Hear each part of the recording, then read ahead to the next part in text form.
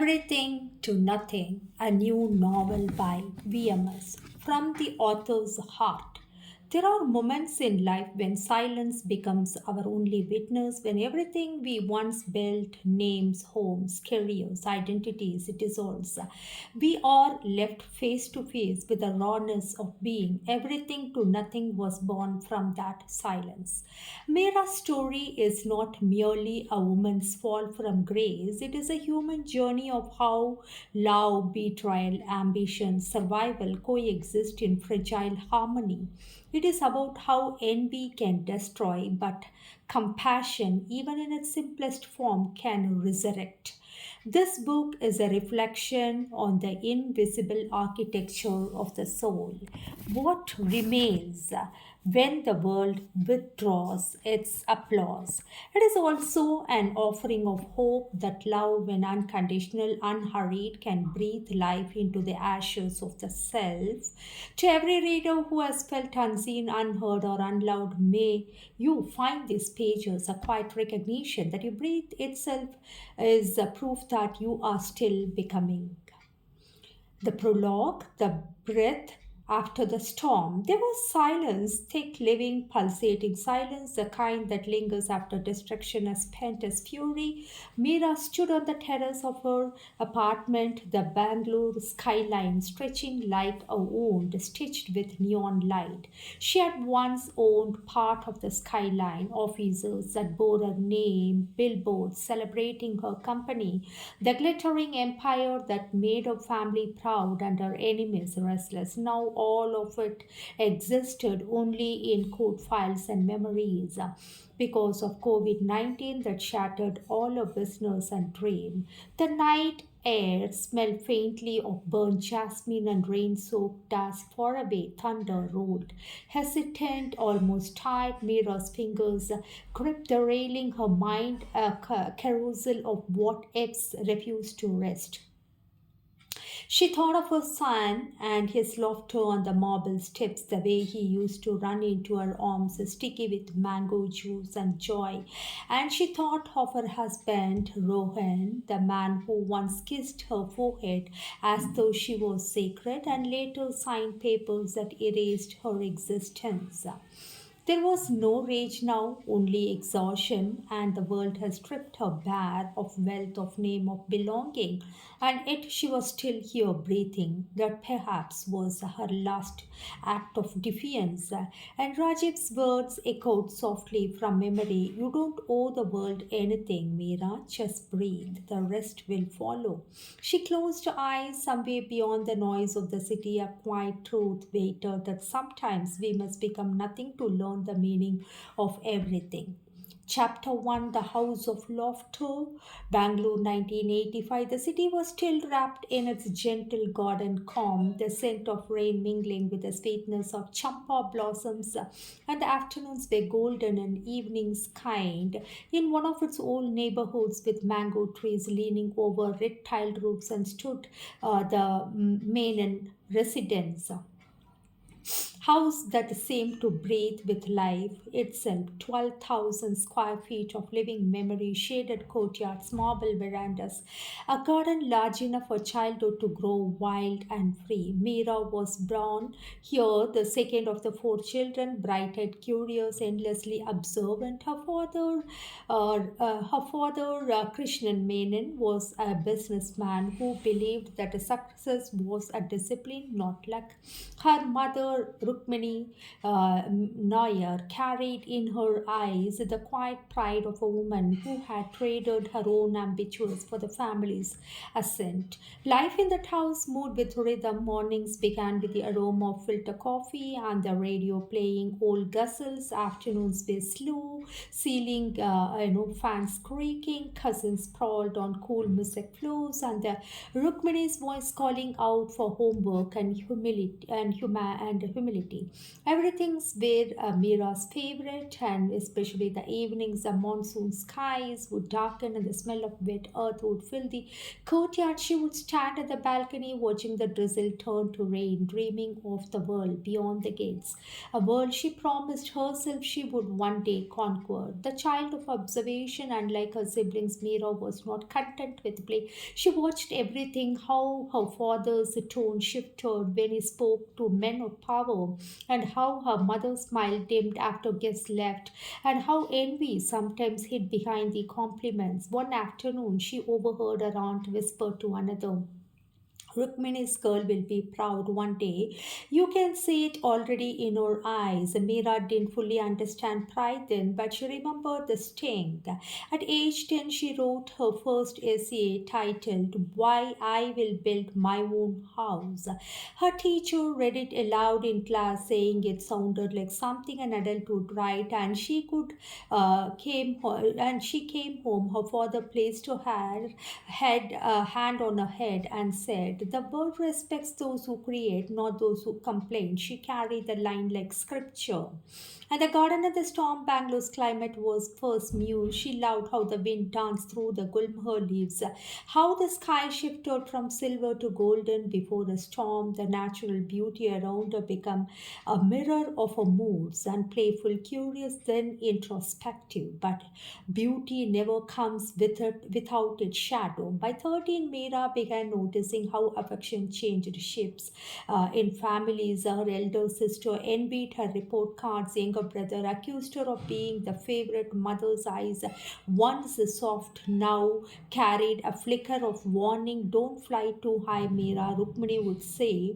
And people don't like girls who outshine the men. Mira smiled politely, but inside something rebel. She didn't want to dim to make others comfortable. That quiet rebellion would one day build her empire and destroy it.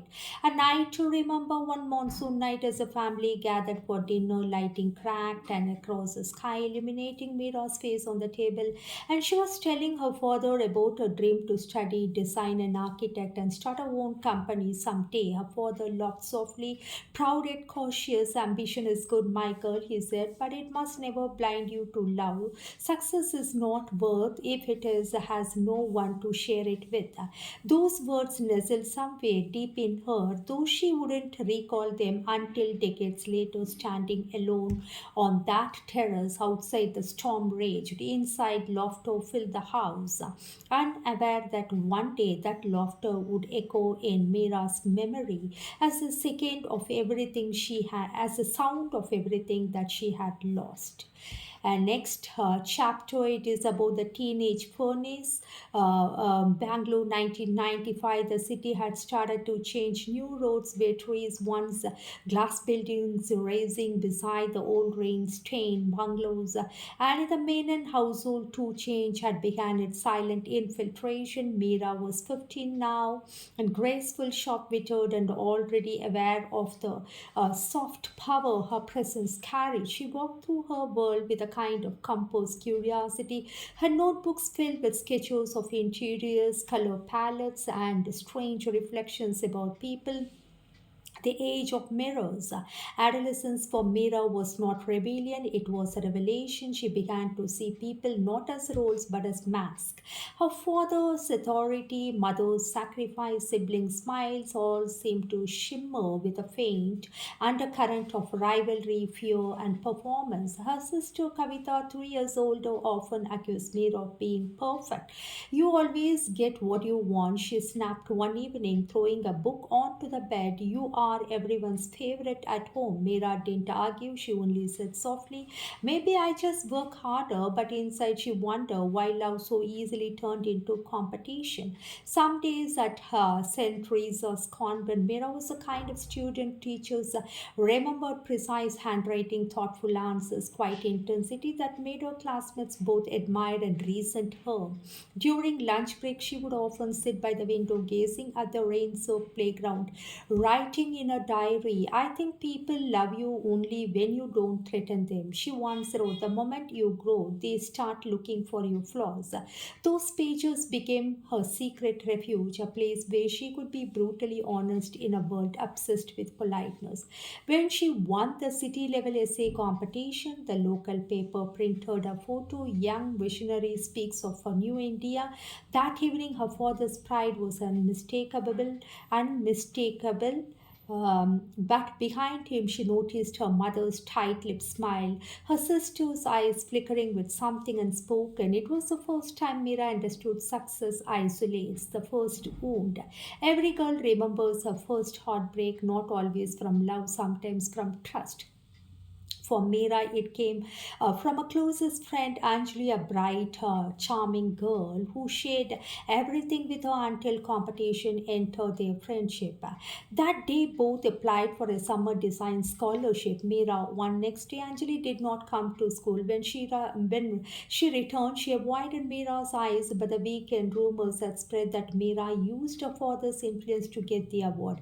It was a lie, but Mira said nothing. At 15, she learned that silence often hurts more than confrontation, that people prefer the lie that confronts them to the truth that challenges them. She stopped confiding in anyone after that. Conversations with father.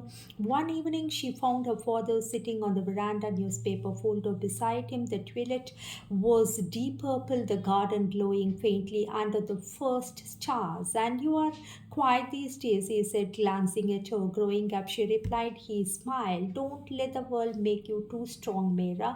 Strength without tenderness is loneliness in disguise. But you said the world respects those who create. She countered. Yes, he said, but only if they remember they didn't create alone.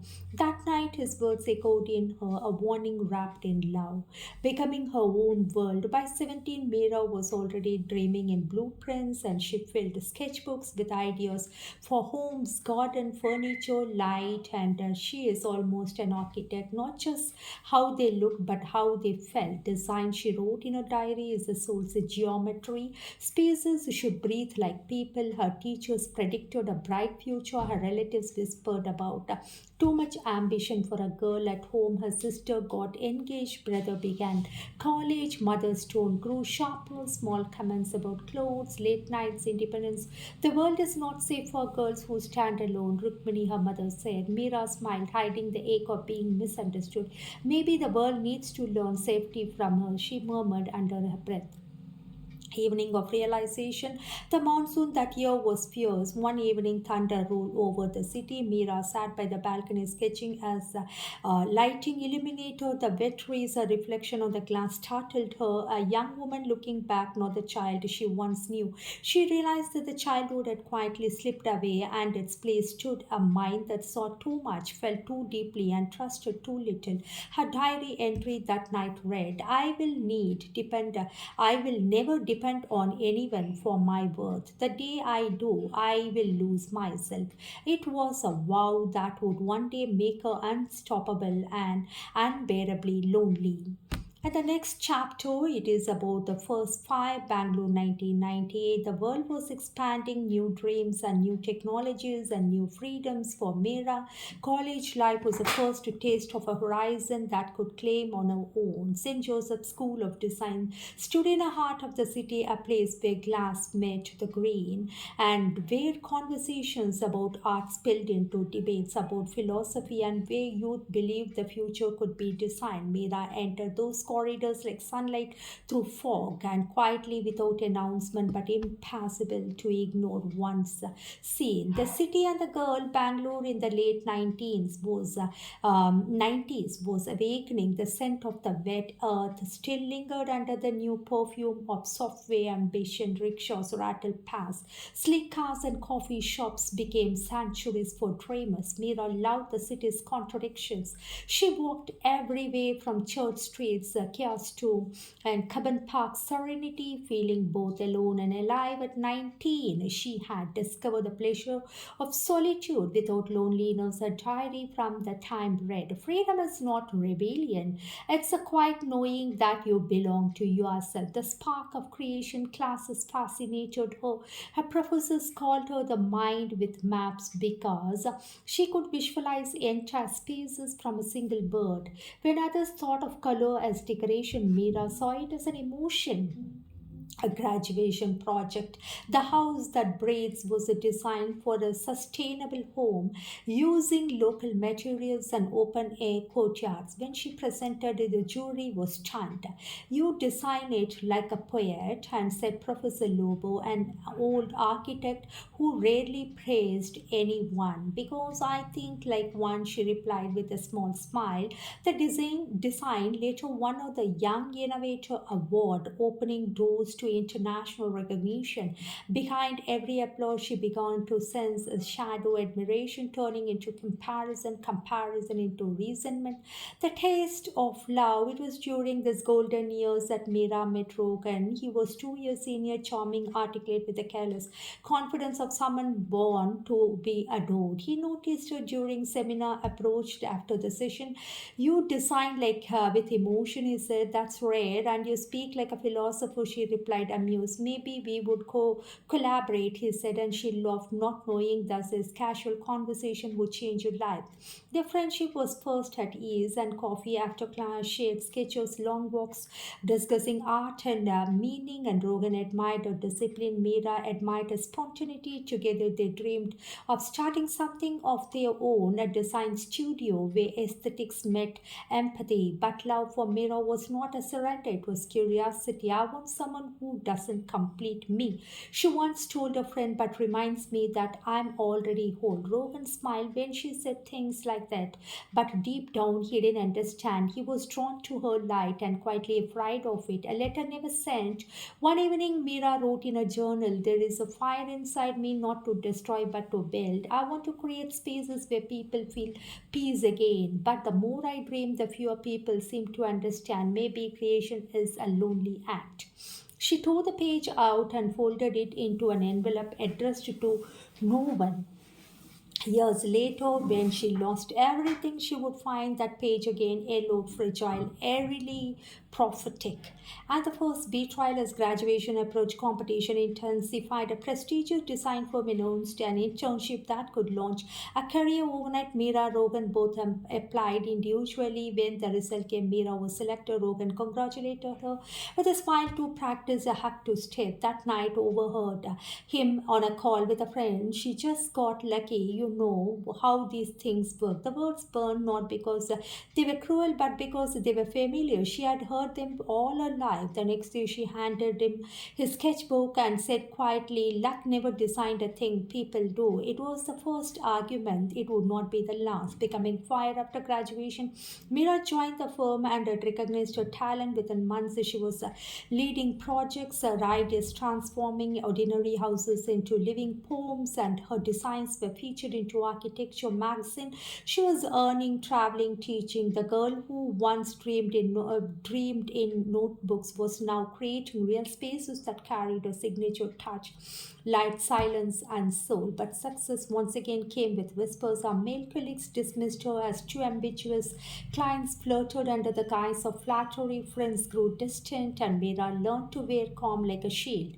I have realized, she wrote in a diary, that to shine is to invite both warmth and envy. The world will love your light until it blinds them. Closing scene. And one evening, standing on the balcony of a flat, she looked at the skyline, and half rain, half electricity, and the city was no longer her playground. It was a battlefield. She thought of her father's voice, strength without tenderness is loneliness.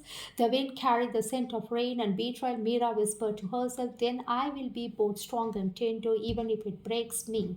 The first fire had been lit, and like all true fires, it would burn everything, even the hand that kindled it. And the next chapter, it is about the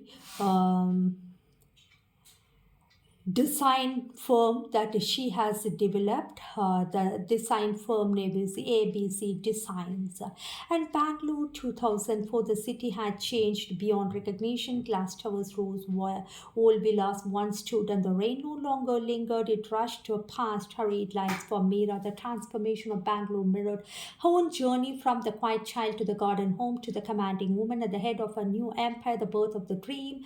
And the idea came one dawn, and she had been awake all night, sketching endlessly, lines turning into forms, forms into emotion. When sunlight finally entered her study, she looked at the drawings and whispered the name aloud: ABC Designs, Latin for gold, or she changed it into aurum, Aurum, aurum, Latin for gold. So aurum, which stands for gold, it is in Latin. Not the metal, but the essence, light, purity, value. Rogan stood behind her, half awake. It's beautiful, he said.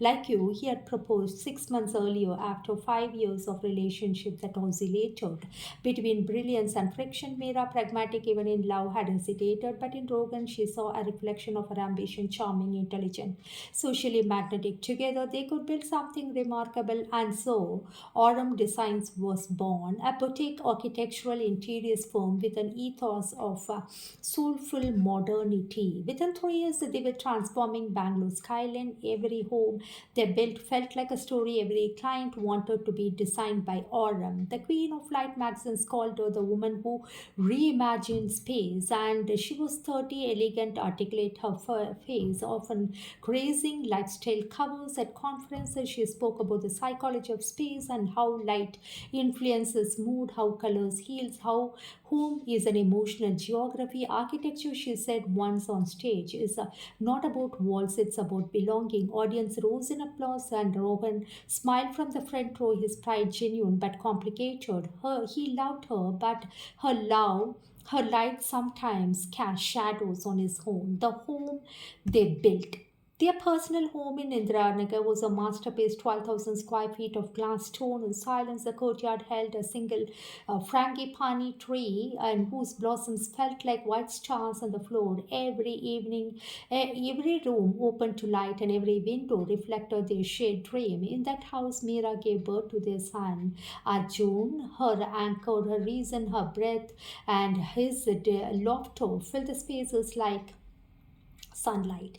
Yet, even then, subtle fissures began to form. Whispers and cracks. Rogan began to change. Success came easily to Meera, but not as quickly to him. Clients praised her instinct, her design, sensibility, leadership. And though he smiled, a flicker of resentment sometimes crossed his eyes. At dinner parties, when guests congratulated Meera, he would interject with a laugh. Oh, she is just lucky to have me, keeping the books in order. At first, she ignored it, and then she learned to smile politely, but silence she knew was a dangerous habit. Her parents had grown distant, siblings quietly envied her status.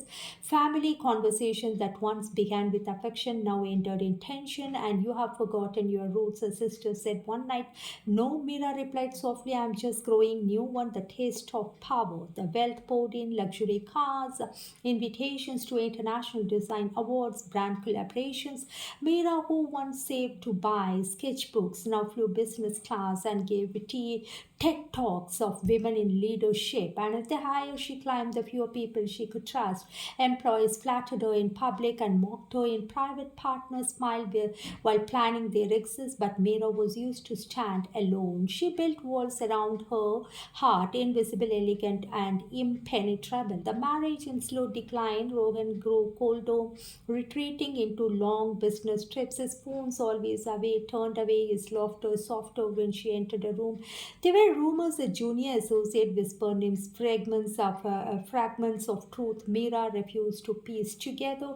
One evening after a charity gala, they drew home in silence. Finally, she said, are you happy, Rogan? You have everything, he replied. Why do you still need to ask? Because everything doesn't mean anything if it is not shared. He didn't respond that night. Mira stood on the balcony of their beautiful home, staring at the skylights and then city lights and glittering distant indifferent. A a strange thought crept into her. What if beauty itself becomes a prison when love fades? The beginning of the end by 1212, Autumn Designs had become a household name, but success attracts more than admiration. It invites greed. A new partner joined the firm, Sauvé and persuasive. He convinced Rogan to reconstruct finances, expand faster, modernize operations. Mira warned against it. Her instincts were sharp. She sensed the undercurrents. We are growing too fast, she said, and you are afraid of losing control. Rogan snapped.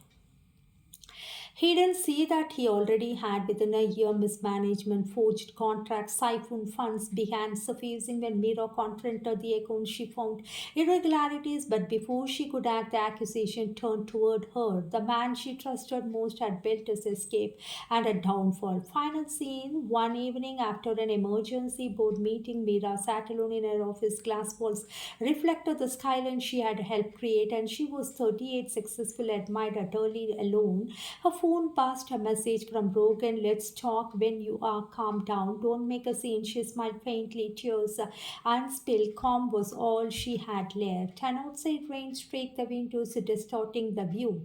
Inside, Mira whispered to herself, I built everything to protect my heart, and now everything has left except the hurt. It was the first night she realized that empire might crumble, and deep down she wasn't even afraid.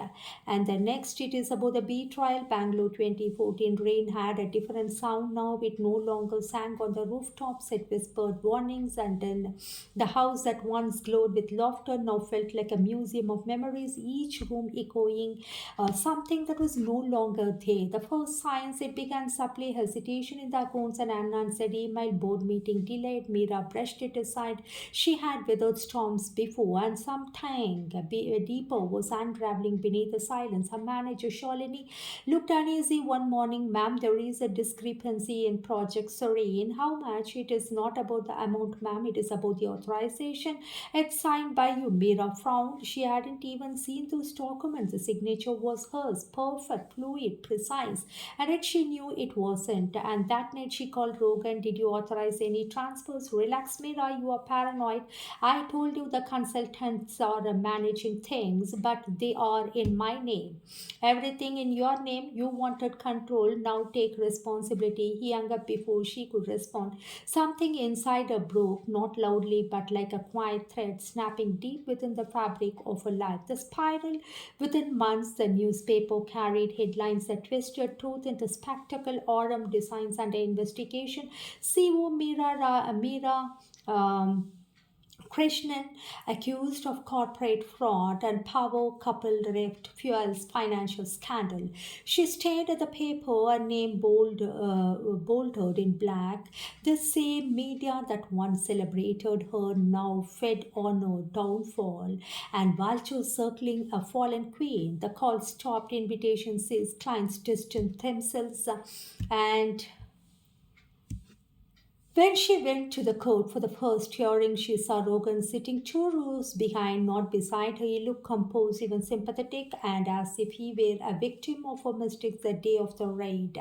It was 6:45 when officers arrived. Arjun was just 8, was still asleep. The sound of their books on the marble floor felt like thunder in sacred space. Mira tried to stay composed as they opened drawers, took files, questioned her assistant. This is a mistake, she said, and we are just doing our duty, madam, replied one of the officers, gently avoiding her eyes. When they left, she stood at the doorway, her white kurta stained with dust, her hair loose, her lips trembling but simple. Arjun appeared, rubbing his eyes. Mama, who are they? Just people who got lost, my love. She held him close, feeling his heartbeat steady against her chest. For that one moment, the world stopped spinning.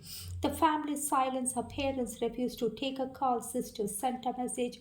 You have brought shame to all of us. Don't come home. Friends who once called daily vanished, and employees terrified switched loyalties overnight. In the vast emptiness of a mansion, Mira began to hear her own footsteps echo. Each sound reminded her that she had built this empire to prove she belonged, and now even belongings has been stolen from her. Rogan's final blow. 2 months later, she was served divorce papers, no explanation, no closure, just a clean legal separation wrapped in cruelty. When she met him him at the lawyer's office, she looked into eyes for one that trace of love. Why, she whispered, because she can't live under your shadow anymore, he said. You had everything, Rogan. Exactly, he replied coldly. You had everything. He left, and she stood still, feeling time dissolve. The marble floors, the scent of sandalwood and ticking clock all became unbearable reminders of a life now empty. The fall.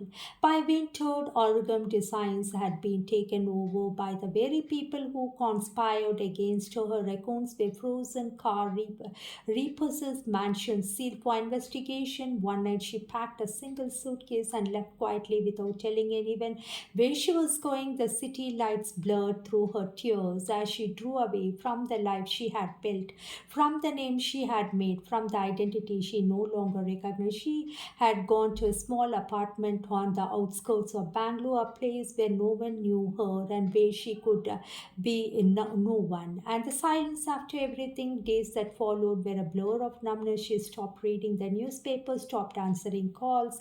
Her reflection in the mirror felt like a stranger's, pale, fragile, yet faintly defiant. At night, she wrote in a journal, everything I touched turned into gold and then to dust. I'm not angry anymore, I'm empty.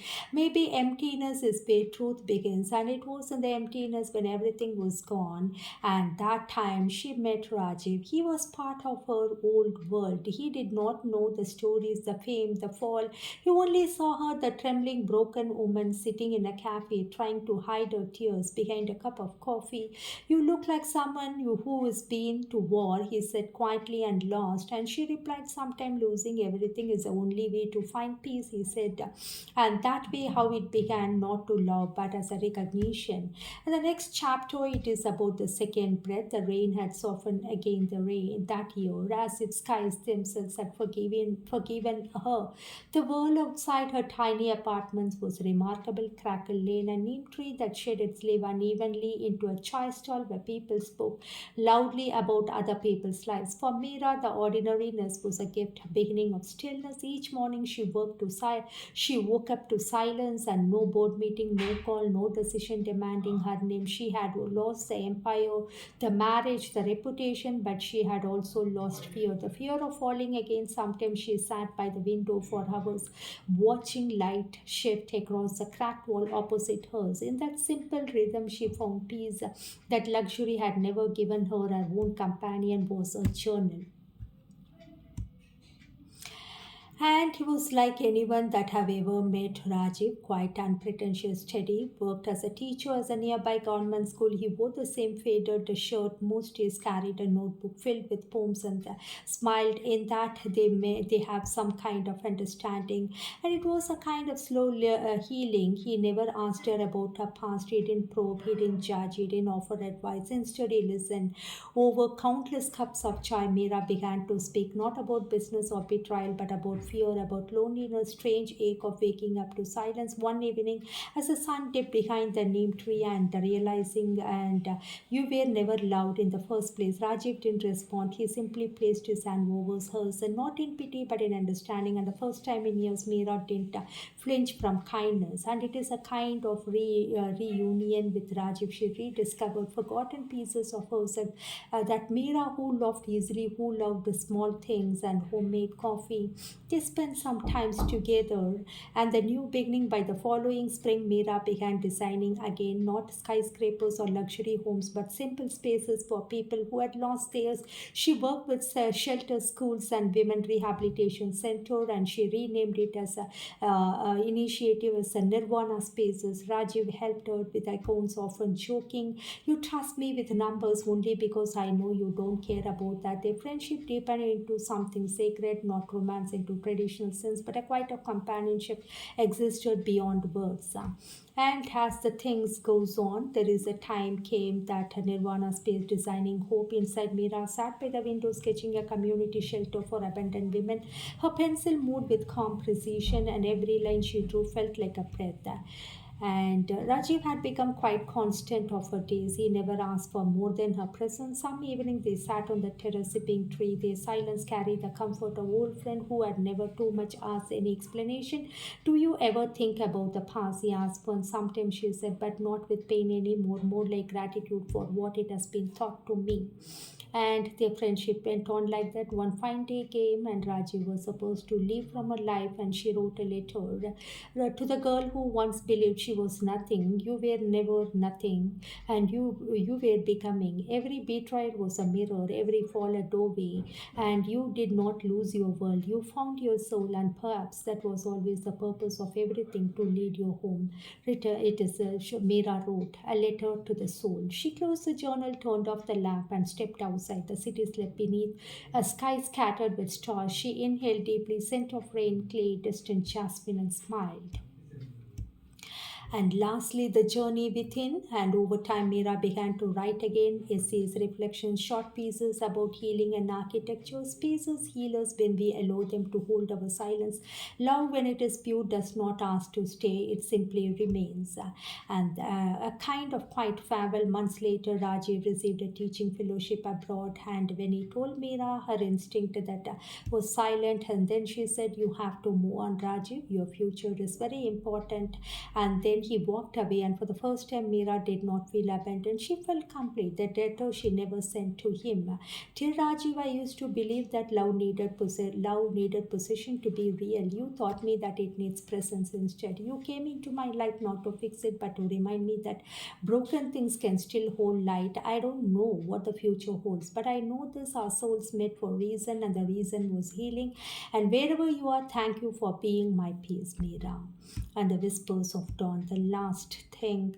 She returned to herself. Years passed. Bangalore had grown louder, taller, busier, and within her little corner of it, Mira lived in an oasis of stillness. Her days followed a rhythm, soft, deliberate, like music played on a single string. She woke before sunrise, meditate, water the plants of a balcony, and wrote. There were no rush, no audience, no goal, and for the first time, her life felt whole. The sanctuary within the home she had designed for herself was simple: white wall, cane furniture, books stacked unevenly, few sketches framed with gold, and the object of story was not screamed for attention.